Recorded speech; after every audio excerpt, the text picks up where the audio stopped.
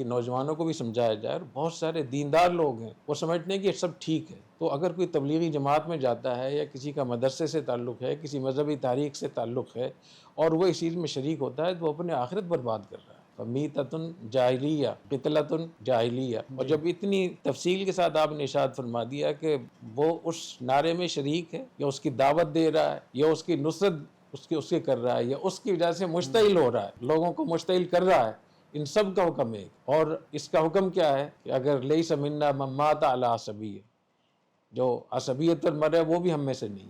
صحیح۔ لیس منا من قاتل علی عصبیہ، جو قتال کرے گا عصبیت پر وہ بھی ہم میں سے نہیں ہے۔